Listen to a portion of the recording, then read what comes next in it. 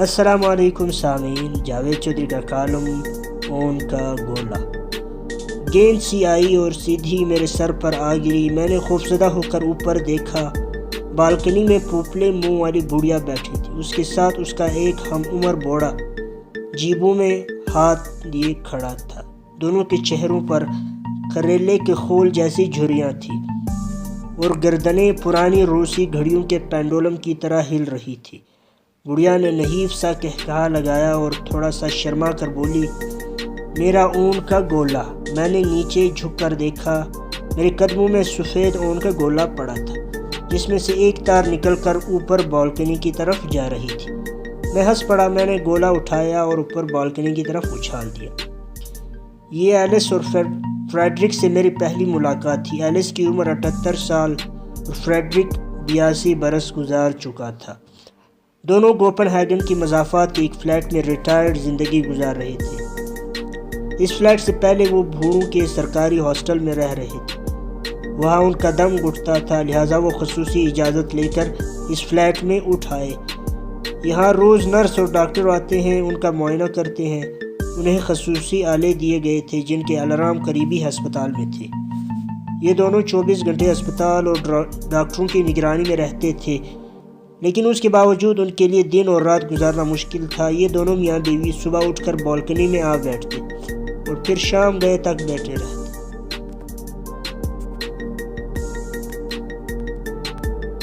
میں اس بلاک کے ایک فلیٹ میں بوبی کے پاس ٹھہرا ہوا تھا۔ میرا دوست بوبی بھی نیم ریٹائرڈ زندگی گزار رہا تھا۔ چند دن کے آمنے سامنے سے ایلس اور فریڈرک میرے دوست بن گئے۔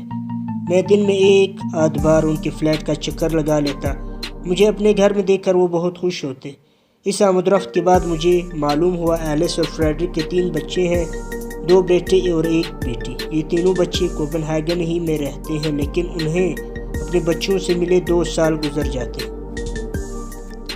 ان کا اپنے بچوں سے بس کارڈز کا رابطہ تھا۔ اس کے لیے بھی ان کے بچوں نے ایک کوریئر سروس کو 10 سال کے لیے یکمشت رقم جمع کروا دی تھی۔ کوریئر سروس ہر اسپیشل ایونٹ پر کارڈ اور پھول خرید کر بچوں کی طرف سے انہیں پہنچا دیتے ہیں۔ مجھے معلوم ہوا بوڑھے ایلس پچھلے 2 سال سے اپنے پوتے کے لیے سویٹر بن رہی ہے، لیکن ابھی تک سویٹر کا ایک بھی بازو مکمل نہیں ہوا، کیونکہ وہ ایک ہفتہ بنائی کرتی اور دوسرے ہفتے اسے ادھیڑ دیتی ہیں۔ سویٹر کی بنائی نے ان دونوں کو ایک عجیب کھیل دے دیا۔ وہ دونوں بالکنی میں کھڑے ہو جاتے ہیں۔ ایلس نیچے سے گزرنے والوں پر اون کا گولا پھینک دیتی ہے۔ ان کا ہدف گھبرا کر اوپر دیکھتا ہے۔ وہ دونوں اس سے معذرت کرتے ہیں اور یوں 2-3 فکروں کے تبادلے سے ان کا بیرونی دنیا سے رابطہ استوار ہوتا ہے۔ مجھے معلوم ہوا دونوں بولنے والے کھلونے خریدتے رہتے ہیں۔ وہ بیٹری کے بالوں کو گیند مارتے ہیں۔ بالو منہ کھول کر قہقہا لگاتا ہے اور دونوں خوش ہو کر تالیاں پیٹتے ہیں۔ تنہائی دور کرنے کے لیے دونوں نے فلائٹ میں 2 ٹیلی فون لگوا رکھے ہیں۔ دونوں آواز بدل بدل کر ٹیلی فون پر گھنٹوں ایک دوسرے سے بات چیت کرتے رہتے ہیں۔ اگر کبھی فون پر رانگ کال آ جائے یا کسی ادارے کا کوئی کارکن فون کر بیٹھے تو دونوں بھوکوں کی طرح فون پر جھپٹتے ہیں۔ میں نے ایک دن بوبی سے کہا، یار یہ اس بابی مائی کے ساتھ کتنا ظلم ہے، ان کے بچوں کو ان پر ترس نہیں آتا؟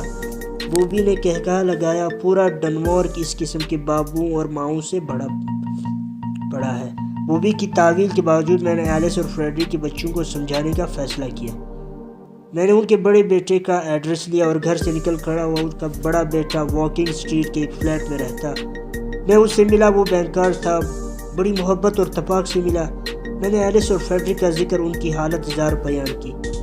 اس نے بہت افسوس کا ذکر کیا۔ وہ دیر تک تعصب سے ہاتھ ملتا رہا، لیکن میں نے دیکھا اس کا تعصب، اس کا افسوس میکینیکل تھا، بالکل ایسے جیسے کوئی حساس شخص آسٹریلیا کے کینگروز میں کینسر کے آثار دریافت ہونے پر پریشان ہو جاتا ہے۔ مجھے اس کے تعصب، اس کے افسوس میں ماں اور بچے، باپ اور بیٹے کی تڑپ نظر نہ آئی۔ رشتے کا وہ درد، خون کی وہ گرمی دکھائی نہیں دی جو ہونی چاہیے تھی۔ اس نے ویکینڈ پر ماں باپ کے پاس آنے کا وعدہ کیا، لیکن یہاں بھی مجھے یہ وعدہ بہت سی مصروفیات میں سے ایک مصروفیت محسوس ہوا۔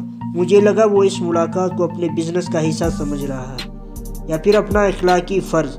اس وعدے میں وہ چیز نہیں تھی جو ہونی چاہیے۔ مجھ سے رہا نہ گیا، میں نے اپنے آبزرویشن کے سامنے رکھ دی۔ وہ دیر تک خاموش رہا، پھر اس نے سر اٹھایا تو اس کی آنکھوں میں آنسو تھے۔ اس نے گلوگیر آواز میں کہا، اے میرے اجنبی دوست، ہم میں اور ہمارے والدین میں وہ تعلق و رشتہ استوار ہی نہیں ہو سکا جسے تم تلاش کر رہے ہو۔ ہم پیدا ہوئے تو ہماری ماں ایک خوبصورت جوان عورت، وہ اپنی جوانی اور خوبصورتی میں اتنی مصروف تھی کہ اس نے بچپن میں ہمیں ماں ہونے کا احساس ہی نہیں دیا۔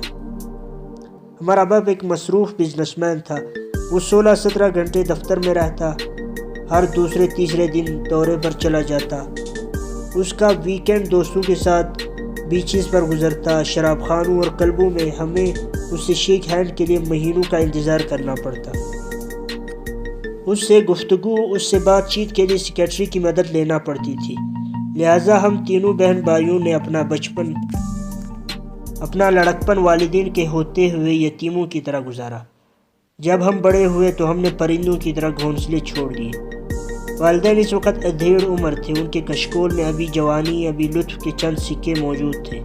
انہوں نے ہمارے کوچ، ہمارے افرار کو کوئی اہمیت نہیں دی۔ انہوں نے ہمیں واپس لانے، ہمیں منانے کی کوشش نہیں کی۔ ہم آگے بڑھتے گئے، وہ پیچھے کھسکتے گئے، یہاں تک کہ وہ بوڑھے ہو گئے، ان کے کشکول خالی ہو گئے، وہ اکیلے ہو گئے، تنہا ہو گئے۔ آج انہیں ہماری ضرورت ہے، بالکل اسی طرح جس طرح کبھی ہمیں ان کی ضرورت تھی۔ لیکن ہوتا کیا ہے، ہم بھی انہیں اسی طرح چیک کاٹ کر بھیج دیتے ہیں، پھول اور کارڈز بھجوا دیتے ہیں جس طرح وہ 30-40 سال پہلے ہمیں بھیج دیتے تھے۔ میں واپس آ گیا۔ پاکستان آ کر میں ایلس فریڈرک اور ان کے بینکار بیٹوں کو بھول گیا۔ لیکن آج صبح جب گھر سے نکلنے لگا اور میرے بیٹے نے میرا ہاتھ پکڑ کر پوچھا، پاپا آپ ہوتے کہاں ہیں؟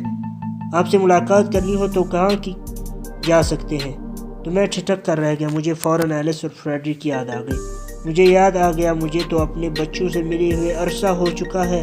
جب میں جاگتا ہوں تو وہ سکول جا چکے ہوتے ہیں۔ میں رات گئے واپس آتا ہوں تو وہ میری راہ دیکھ دیکھ کر سو چکے ہوتے ہیں۔ مجھے لگا زندگی کی اس بھاگ دوڑ میں میرا نام بدل چکا ہے، میں چپکے سے فریڈرک ہو چکا ہوں۔ مجھے محسوس ہوا میرے چہرے پر کریلے کے خول جیسی جھریاں پڑ چکی ہے اور میں اپنی تنہائی دور کرنے کے لیے اجنبیوں پر اون کے گولے پھینک رہا۔